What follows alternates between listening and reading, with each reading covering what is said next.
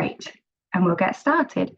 So as I say, my name is Sophie Nash. I'm one of the occupational therapists at Cognos, and we'll have a talk tonight about self-regulation at home and the different components that are sort of within that.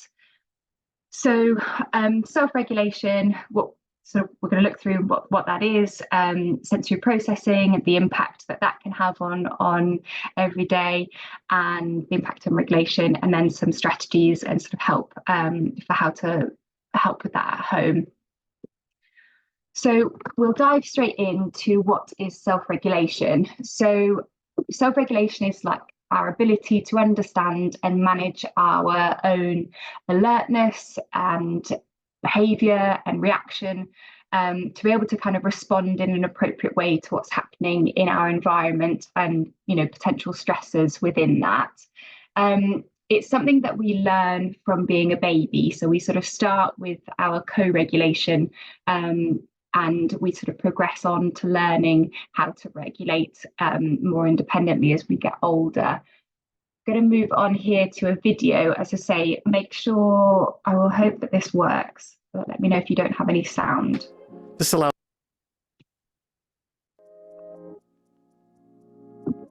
regulation is when we are able to create internal balance in the presence of external stressors.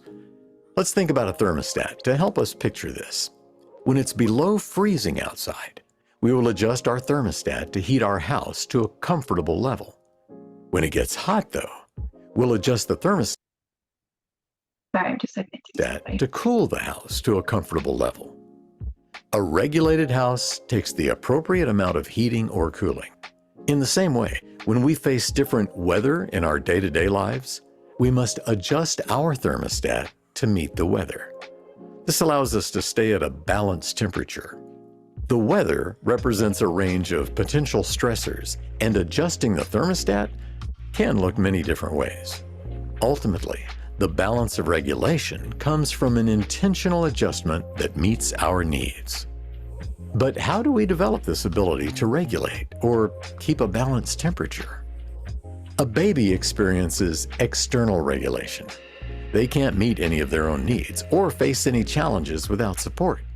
Their caregiver acts as an external regulator and does all of the adjusting and needs meeting so that the child can get back in balance. The baby cries and their caregiver feeds them, changes them, or gets that itchy tag off of their back. When that baby gets a little older, they experience co-regulation. Co-regulation happens through continuous dynamic interactions between a caregiver and their child. It also happens between adults. Co-regulation is when someone is able to support someone else in getting back to that balanced temperature. In order to co-regulate, the caregiver must first regulate themselves. Have you ever shouted at someone you cared about, only to realize that you skipped breakfast and lunch? If you're hungry, you might become dysregulated. Until you eat a snack or a meal to become regulated, you won't be a very effective co-regulator. Co-regulation starts with being aware of your own needs and state and getting yourself to a balanced temperature. Then you're able to support the child or person in front of you in getting to a balanced temperature. You can help adjust the thermostat by meeting physical, emotional, or environmental needs. Over time and lots of repetitions, we internalize this co-regulation and we experience self-regulation. Self-regulation is internalized co-regulation, so we must experience many co-regulating experiences before we're able to regulate ourselves. Being able to regulate ourselves allows us to meet our own needs when we have them, allows us to be present in the moment, and allows us to face life's many challenges.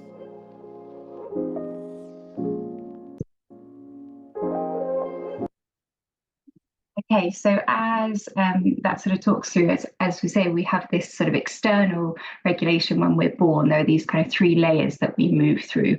And, you know, a newborn baby relies on us completely to sort of support that regulation, to recognize if they're hungry, if they're tired. And then we sort of move on to that co-regulation state where we need some support. We need sort of that help to recognize, okay, am I too hot? What is it that we maybe need in when you're thinking about that kind of toddler age? And then we start learning self regulation skills as we move on sort of into our sort of younger children, saying that it's something that we're always doing. So we're sort of always learning that those self-regulation skills, and co-regulation is something that secondary school children are still learning, adults are still learning how to regulate. So it's something that, as I say, we're kind of progressing through these stages, and different people learn different regulation at different times. So, I work in primary schools at the moment, and lots of those children are still in that co-regulation period, as well as learning in that self-regulation, learning phases of self-regulation. So to be able to successfully self-regulate, we have sort of it comprises of these 4 areas.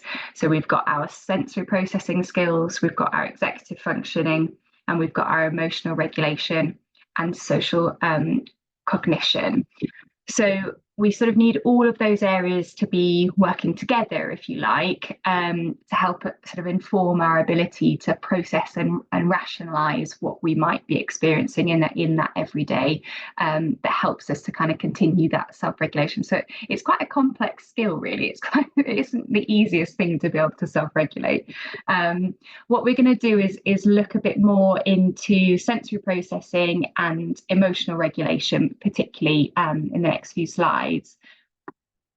So if we sort of think about our emotional regulation, this is our fight, flight, freeze sort of system, and that might be something that you're familiar with.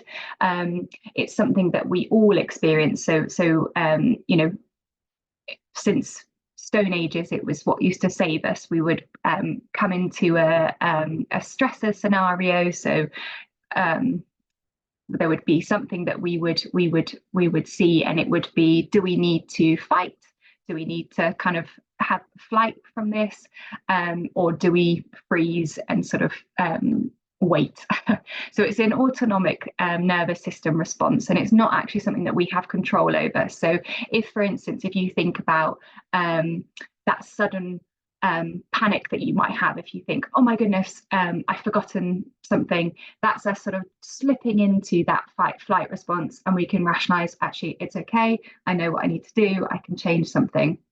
But if we think of this emotional regulation a bit like a wave, so throughout our day, all of us are kind of on this wave, and mostly our days will be sort of a more regulated, a kind of a smaller wave, but we will have spikes within that wave. So that might be, if you're like me and you get hungry, that will kind of bring that emotional regulation into a higher spike for me. Or if I'm tired, again, it'll come down. So, or if I'm driving in my car and somebody pulls out in front of me, that kind of brings that emotional regulation, and that wave that we might all experience, it sort of brings that up and down. And it helps us kind of initiate what we do next. So is this something that we kind of need to have a significant response to, or is it actually something that we can kind of deal with, and then our reaction comes that bit lower? But our initial response is this sort of fight, flight, freeze reaction. So the executive functioning part of our brain, when we go into this fight, flight, freeze response, it's important to say that actually that stops. So if you're in a really stressful scenario, that fight, flight, freeze, you've gone completely into your kind of reptilian brain, it's called. It's your ability to kind of deal with a scenario. So if there's something hot, for instance, if you spill hot water, or you touch something hot, your hand has pulled away from that hot pot or whatever it might be that you've touched before you've thought this is hot. So that's your reptilian brain sort of jumps straight in and removes you from that stressor before your executive functioning has had a chance to think, oh, this feels hot, I need to move my hand. It's happened before you've had that chance to do so. So this sort of our response within this system isn't actually something we can change. It happens so quick, but what we can do is help children and ourselves to kind of, we learn to monitor and evaluate and then sort of modify maybe the intensity of the emotions that we might feel. So if, for instance, somebody's shouting, I might initially find that really, really scary, but then I can kind of start to rationalize, okay, they're not shouting at me, they're actually they're shouting, their voice is loud but they're not angry, their voice is loud but they're excited. So I can start to kind of use that executive function and modify the intensity of my initial fear, and sort of link that to my memories and my experience, and then make a judgment on the fact that actually it's okay. And this is sort of an area that's important in that regulation cycle, to be able to kind of have that rationale. So then we've got our sensory processing.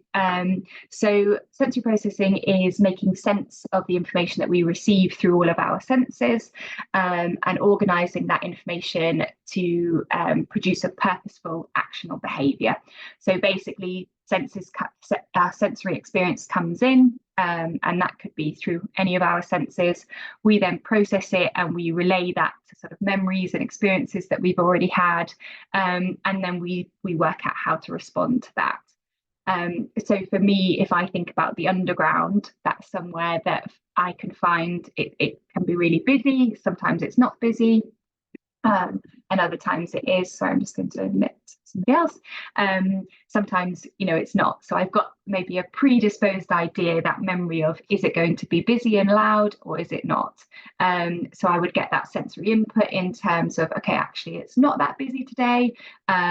And then my response would be, I can have a seat, I can, be quite calm. Actually, if I walked onto the platform and it was back-to-back queues and it was really busy, I'd be getting lots of information through my sensory system, through my eyes to see there's a lot of people here, through the sound of it, that it's really noisy, through people knocking into me, sort of feeling the fact that it was really busy. My response to that might be, I'm going to wait and get the next train. So it's our sensory processing system kind of helps us process what's happening around us. So if we think about back to that baby that we were sort of talked about at the beginning about the how they kind of need to co-regulate with us. To have kind of effective regulation, we need to accurately interpret the sensory information that's coming in from our environment or our body. So to break that down a little bit more, when a newborn baby, or when the brain receives information, so for instance, if a newborn baby might cry at some bright lights, for instance, or a sound, a sudden a noise that happens in their environment, and then that initial response for a baby it might be to cry. As that baby sort of grows up and becomes an older child or into adulthood, they might recognize that actually using those memories, there might be a loud sound and they can feel, or a bright light come their way, and it's being able to kind of use those sensory systems to sense where that information, what that information is. Is it something that I do need to have a big response to and cry, or is it actually something that is safe and it's just that something's dropped on the floor? So it's our ability to kind of interpret and organize the sensory information that's happening, and then relay that to memories that we've got of those experiences, and then form a judgment and opinion whether that's okay or not. So we have 8 senses. We often talk about 5 that we're quite confident with. So the 5 are your kind of your smell system, your olfactory system, your touch system, which is your tactile system, the sense of sort of taste, which is your recognition of whether you're kind of tasting something, and then your auditory system, so your sensory system of sound, visual. So those are, and visual is the last of the 5 that we're kind of more confident with. There are 3 others that we all use in our day-to-day life. So one is proprioception, and that's kind of awareness of our body. It's feedback from our muscles and our joints, and that helps us with our body awareness. So where you are, what strength you might need to pick something up or put it down. We've then got the vestibular system, which helps us with our balance. It's that sense of sort of movement. So if you're in a lift, for instance, you can't see that you're moving, but you have a sense that you're moving. You're aware that there's that movement happening, and that's your vestibular system sort of telling you that our body's moving at the moment. The last of the 8 senses is your interoception sense.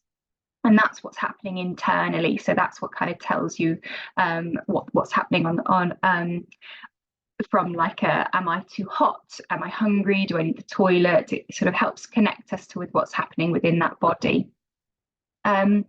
So we sort of use all of these senses work together to help us form the opinions that I was talking about before on whether something might be safe or not safe, or how we react to it. So when we sort of think about that, this is an overview of how the sensory systems might work together. When we think about young people with autism or young and old, that sensory system is one of the areas that's talked about as an area of challenge. So there can be sensory differences. So sometimes those sensory systems maybe aren't working all together. So we're not getting the same amount of feedback or information. We might be getting a lot more information, we might be getting a lot less information about what's happening, and therefore the reaction and the response might be different. So we talk about it in terms of these sensory differences. So just in terms of what's on the slide here, so back in 2013, the DSM-5, which is the diagnostic criteria that's sort of used, the manual that's used within autism, recognised that sensory differences is a component of autism. And then some sort of breakdown here in terms of studies. So one study showed that 83% of adults with autism reported challenges with their sensory processing, and the percent of children with autism and sensory processing issues has been reported between, and this is varying studies, sort of say 69% to 95%, as I say, depending on the study. And that can have an impact in how we experience the world and how we then experience our emotion reaction to that. So sometimes if an autistic individual has different difficulties with self-regulation skills as a result of those sensory processing difficulties, other areas that we sort of talked about, those other areas, so the executive functioning, the emotional regulation, all of those other sort of four sections, they can also be some of the areas that young people with autism can find challenging. So the link with autism and self-regulation is definitely clear. We'll move on to another video again. Hopefully, as we've had success with the sound, this will be fine.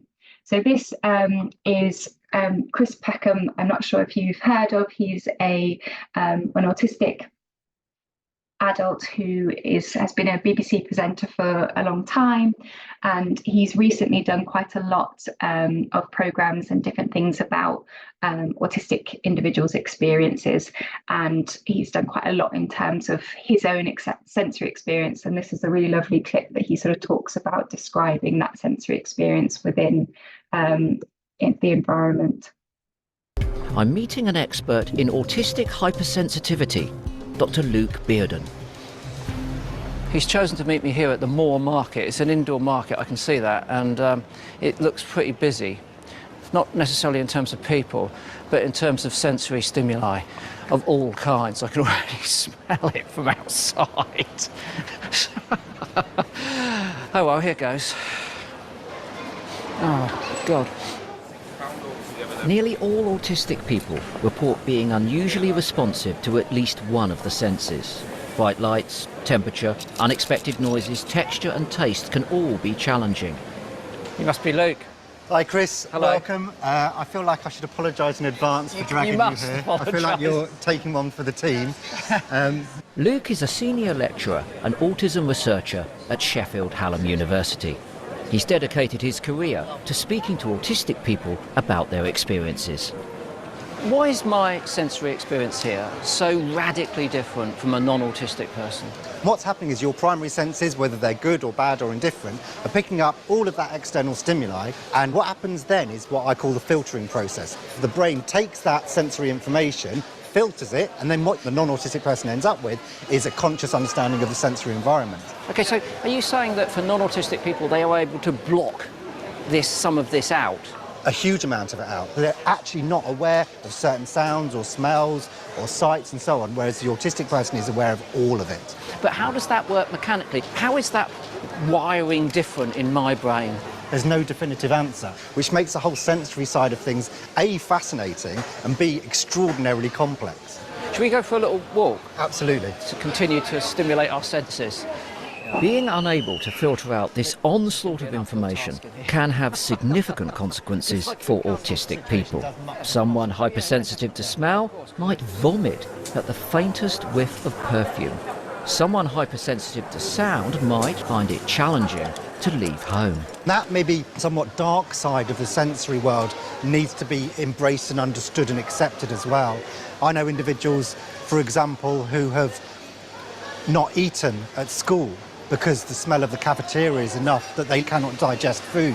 I know young adults who have ended up in anorexia wards, not because they're anorexic, but because they have sensory aversions to certain types of food.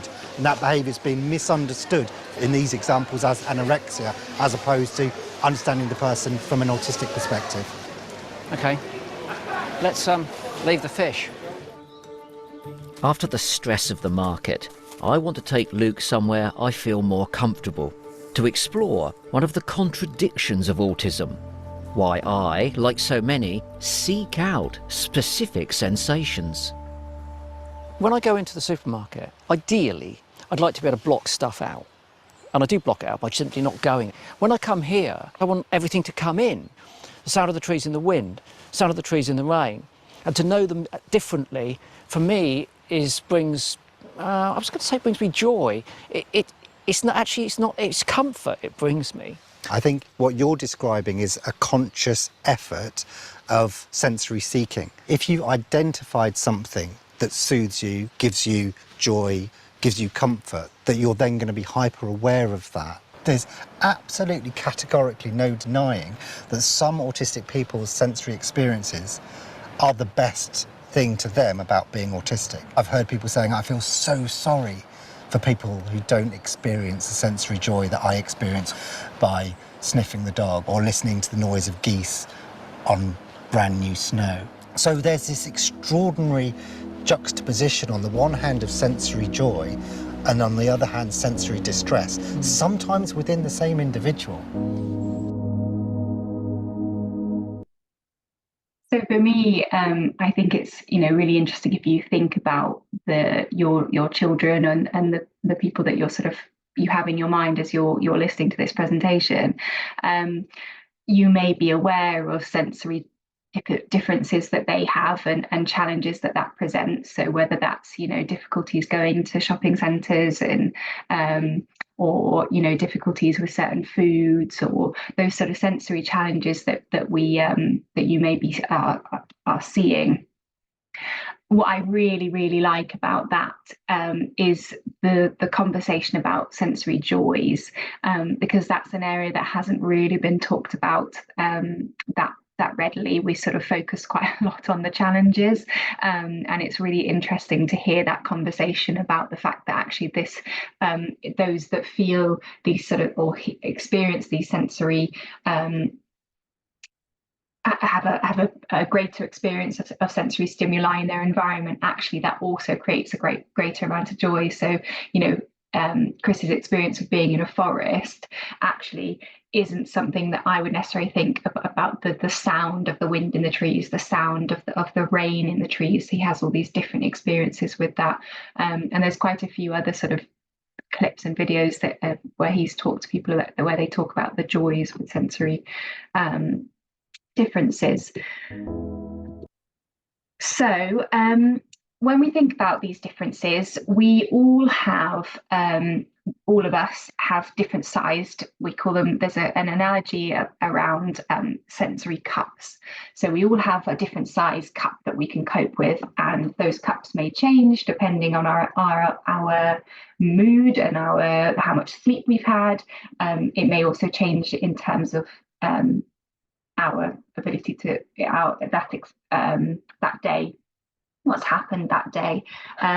So if we think about Chris, for instance, just then when he went to the shop, the fishmongers, and where he would have been here. So with that, he had quite a small sized cup. He found it quite difficult to cope. It was quite quick to fill up that cup with those sensory experiences.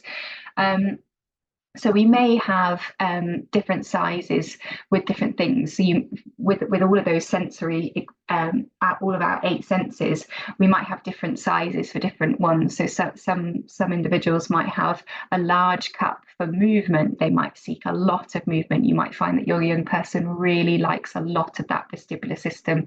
They like a lot of movement and proprioception, that sort of feedback. And possibly touch. Maybe they really like touching things, so they have quite a big cup for that. They like to have quite a lot. On the flip side, we may find, and I'm sort of putting some stereotypical examples out here, but then, you know, that smaller size cup for smell or taste or touch, or sound, but also that could be about this. If we talk about the previous slide, that could be around certain things. So we often see that there are certain sounds that people really enjoy and want more of, and then other sounds that actually are challenging. And how that cup goes, if we think about as the day goes on, that cup gradually gets more and more full with sensory experiences that we might have. So when you wake up in the morning, you might that cup might start getting filled up with the sound of your alarm, the texture of your bed sheets, the feeling of being in a shower, the breakfast that you have, all of the different things that happens for you before you even get up in the morning start to fill your cup up. And what can happen is that cup can get full really quickly, or it can, if you've got a very big cup, actually we might need a lot to fill our cup up, and sort of help us sort of feel like we've got enough of the experience that we might be looking at. So when we talk about when somebody's overwhelmed and maybe dysregulated, we could also think about it in terms of this cup. So is it that their cup is too full and they're becoming dysregulated and finding that whatever it is that they're dealing with really challenging? Or is it that they seem dysregulated and they're moving a lot, but their cup could be really large and they're not able to fill that cup up enough with activity to kind of help keep that attention to what they're doing? So it can work on both ways. We're not necessarily saying that having a small cup is the difficulty, or a large cup is the difficulty. It kind of depends on the experience. We sort of want to just right level of sensory input and regulation to be able to kind of to manage.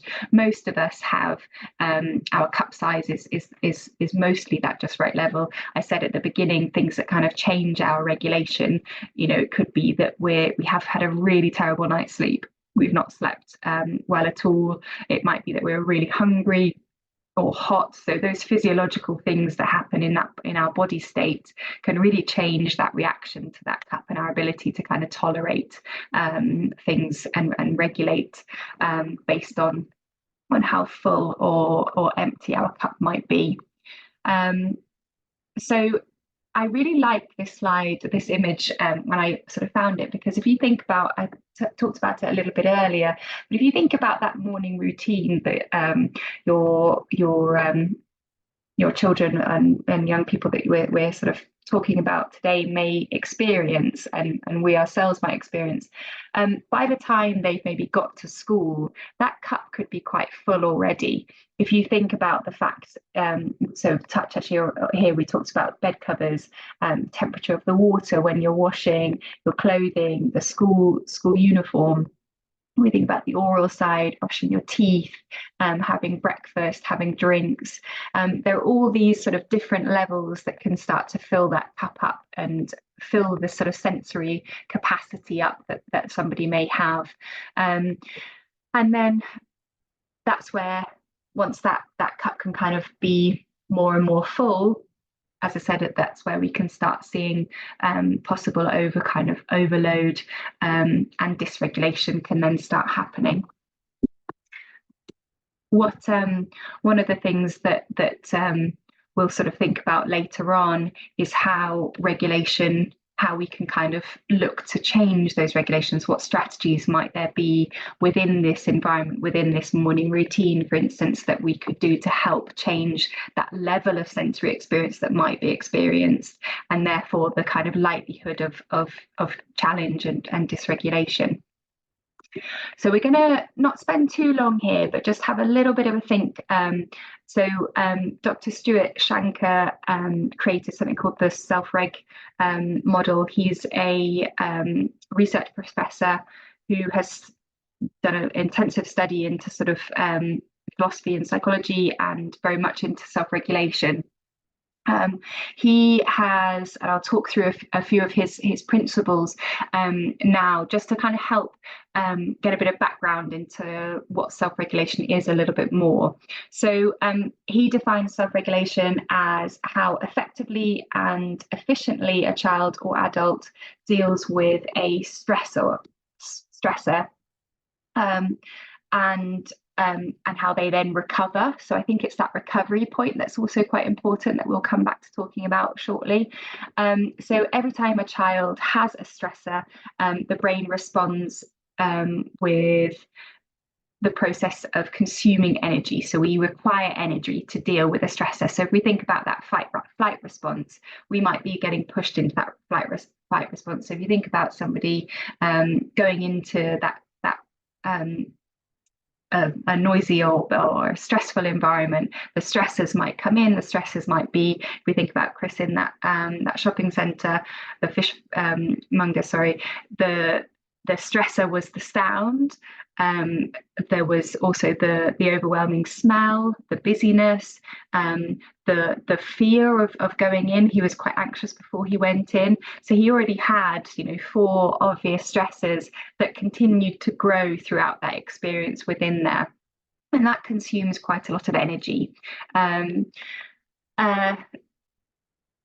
Once we've sort of been in that stress response and we've consumed that energy, it's followed by like a restorative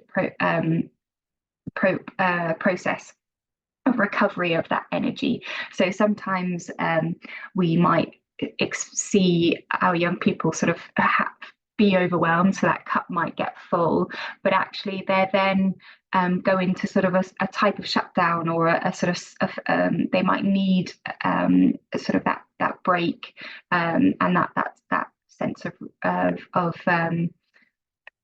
trying to restore. We might see that as them not listening to us or ignoring us when we use their name. So it's just trying to understand what might be happening for that young person when they're in that state. Something might have happened that's stressful, that they may be responding differently to you or I may be expecting, because of how their sensory differences have reacted, and then it means that their period of or the energy consumption is higher, and then the restorative process is different and maybe bigger, and there may be something that we might not necessarily be seeing, and we might think, oh, they're just ignoring me, they're not listening to me when I'm trying to sort of talk to them, but maybe they're in that restorative process. So a little bit more about the 5 steps that that was outlined within the Dr. Shankar's sort of model here. So we have the reframing section is sort of where he starts. So we try and reframe the behavior. When we talk about behavior here, I don't necessarily always mean a behavior in the standard sort of the typical use of the word. It might just be, it's something that we see happening. So the response that we might be seeing. It might also be behavior as well. So this is the next sort of few slides, we'll think a bit more about that behavior response and if we might be seeing our young people in distress, trying to kind of reframe that. So recognizing the difference between what is a misbehavior, what is something that might be that misbehavior, and what's actually a stress behavior. So what's happening because they might be overwhelmed by something that's happening within their environment, and that stress behavior reaction. Then we've kind of got recognizing the stressor. So if we sort of move around this cycle in terms of us and the young person, your children or young persons kind of recognizing what that stressor might be. So what the stress, so we talked before about those stressors being the sound, the smell, sort of thinking about what those stressors in that environment might be. And then we've got the kind of reflect process. So, okay, how could we reduce that stressor? Everybody's different. We all have a very different sort of sensory system, and also therefore what supports us is different. So it's trying to kind of work out what that individual needs for themselves. Then we've got this kind of restore section in terms of sort of understanding. Sorry, within that reflect bit, we need to understand what has happened to kind of help us, push us into that overstressed section. And then we've got the restore, the energy part that we were sort of talking about before. So how do we restore and recover after feeling stressed? And often this cycle then happens again and again sort of through the day. So it's sort of how do we help work through that cycle? Okay, so we talked a little bit just then in terms of like misbehaviors and stressors. How do we kind of work out the difference here between what is a misbehavior and a stressor? One of the kind of key points of in a misbehavior is that a child could have acted differently. So they were aware of maybe what was happening. They were aware that they could have done something different.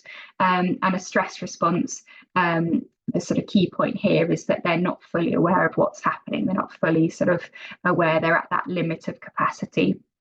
And that stress behavior is happening when something, the load of the stress is sort of too high. So what can we do? We can kind of, within this approach, we can kind of pause and help reflect on, okay, what might be happening? What might the stressor be here? Why is that happening? And then is there sort of a goal in recognizing how we could reduce that stressor? How could we kind of adapt and change that stressor in the future? So we were talking a little bit before about kind of behaviors there. We quite often see challenges that our young people are facing, and that might come out in behavior. This the top of the iceberg here, we might be seeing, you know, those tantrums, crying, outbursts, sort of things that are that kind of behavioral section. But it's trying to think, okay, what's happening below? What's happening below this the iceberg that's kind of building that? So is it, if we've identified, okay, this what I'm seeing, this behavior, actually this isn't a misbehavior, this is a stressor, a stress behavior. So what else is happening? What's being presented below? So often we talk about behavior as a communication. It's a way that somebody is using to communicate a challenge that they might be having. And when we see that dysregulation, that's what's happening. You know, they're trying to communicate the fact that something is not okay and that there's a stressor within this environment, and how can we help kind of manage that. this sort of talks through the same sort of things. So how do we kind of adjust? So we find the stressor and we help kind of reduce them. One of the things to kind of think about is what is our role within that. So we also have a limbic system, so that flight response that is happening. So how do we help slip into that co-regulating state? And often it means, if we're in a dynamic where we're supporting somebody who we care about, who is feeling stressed, who's in that stressor state, we're also going to feel that sense of stress, and it's going to sort of put our limbic system into so our fight response into a response as well. And so it's just trying to kind of help us to recognize that things will be happening internally for us too. We might be finding ourselves getting frustrated or overwhelmed or upset. So just having that moment to kind of take a breath if we can. The breath is a really strong way of supporting change and adaptation in our limbic system. So it helps kind of calm that system down. So yeah, just sort of recognizing what our energy might be within that. So if we're presented with somebody that's high energy, it's very tempting. We quite often mirror energies. So we may also be, our energy, our volume of our voice might also be going up. But in the same way that we're mirroring that energy, if we can kind of bring our energy level down, our young people will also bring that energy level down, and we can kind of co-regulate together. Doesn't always happen, but it kind of is one of the tools that we have to sort of adapt the environment by changing our response. So what can we do?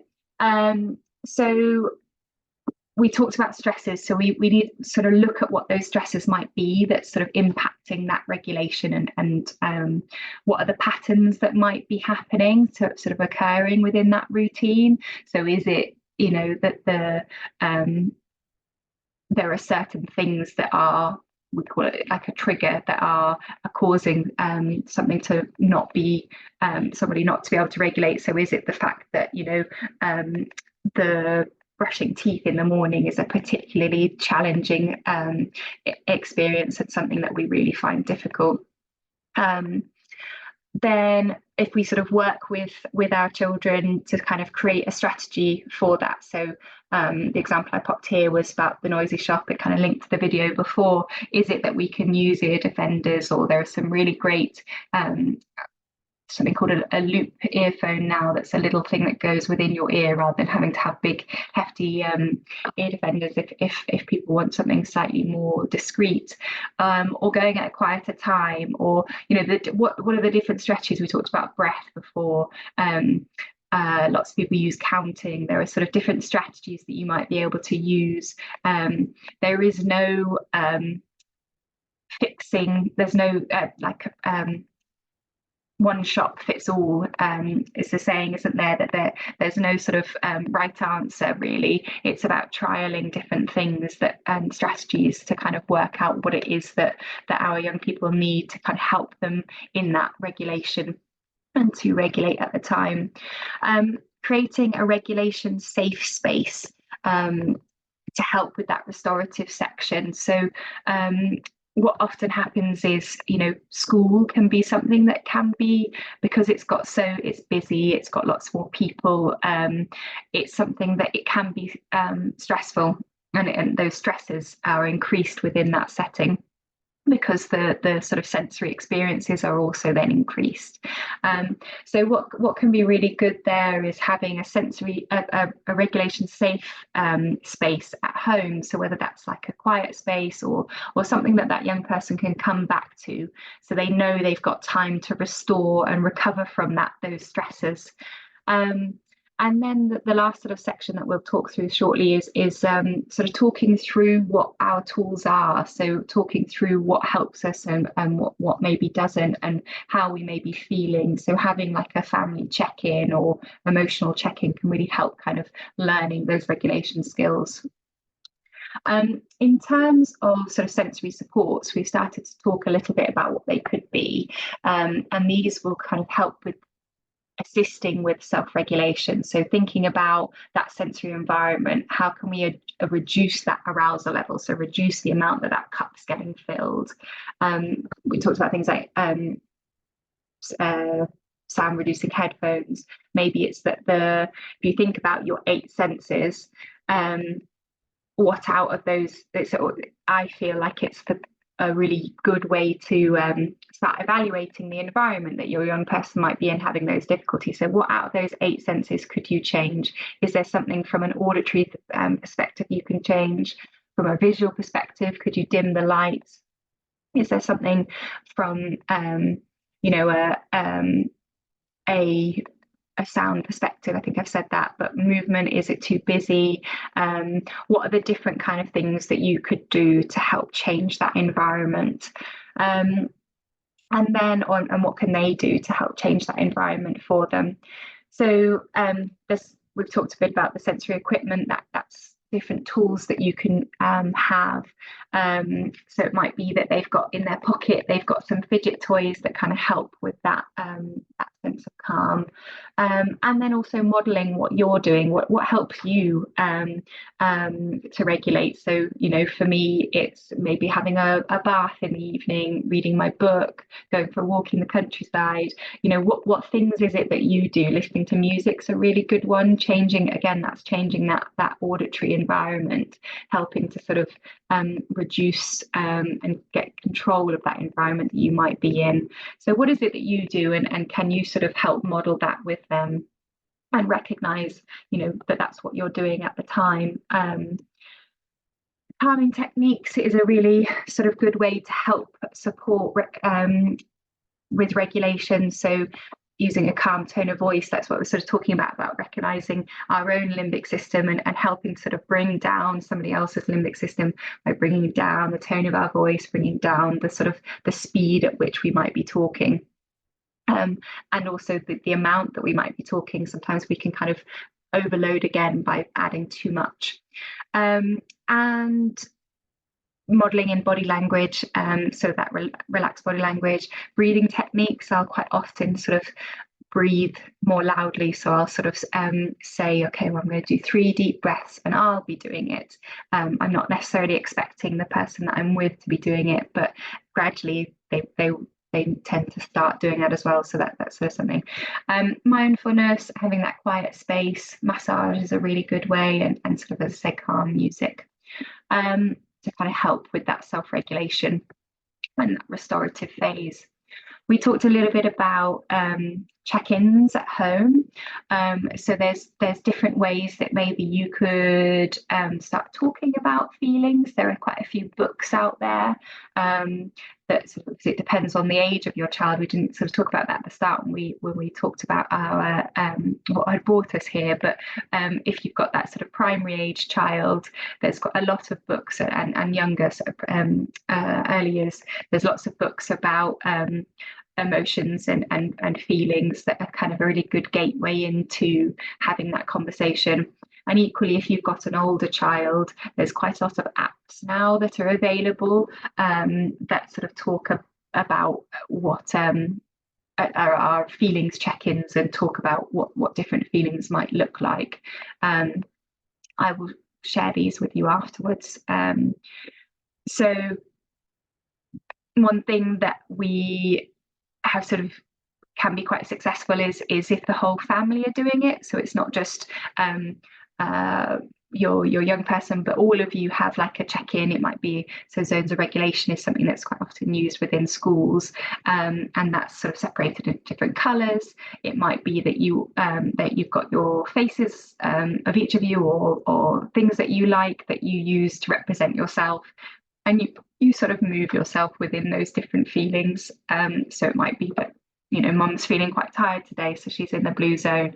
Dad's a little bit stressed, so he's in the red zone at the moment. Sorry, in the yellow zone, because he's feeling a bit stressed. So just sort of helping to model those zones is and emotions. It doesn't necessarily have to be zones, but just modeling it to your young people at home. So we talked about having kind of a safe space, having a sensory calm environment can be quite good. So whether it's that they've got a little den in their bedrooms, often beds or under beds can be places that young people quite like to go. You may find that your young person's already doing this without you knowing. It might be that they always like to go and sit under the kitchen table, or we've got one family who at the end of the day, every day she'll go downstairs toilet, she'll turn the light off and she'll sit on the floor in there for half an hour at the end of every day, and that's her sort of calm space to be in. If we think a little bit about equipment and things, you don't need all of these things by any means. They're just some ideas. So things like straws, so sort of having sucky bottles. So just trying to increase the sort of sensory experience that you might be having. So, watching telly with a weighted blanket or a hot water bottle, or just sort of having different experiences to kind of help in that restorative phase at the end of something that might be quite stressful. In the middle of the screen here, those pink headphones are what I was talking about when I talked about the Loop headphones earlier, and some of the apps that are available.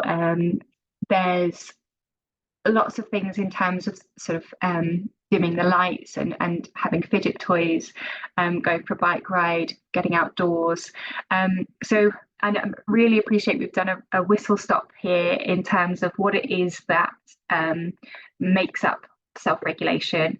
What can be some of the barriers and the challenges within self-regulation that we can then find sort of are impacting our young people when they're trying to regulate, and then touching on a little bit of the things that maybe we can do at home to help encourage that regulation.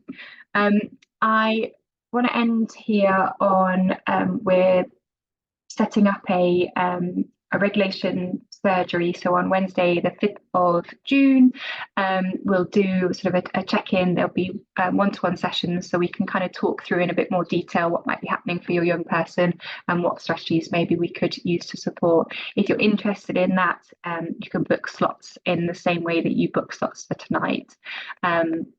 So that's something that we can look at in a little bit more detail, depending on what it may be, or what time of day or what challenge you may be facing, and how that self-regulation is looking at home. When I send through the resources, when I send through the slides and the recording of this, the last few slides are some useful videos and some more sort of resources and links to some of the activities that we talked about before. What I will do is, before we come to questions, I'm just going to stop the recording so that if you've got any questions that are more personal, we will stop it there. So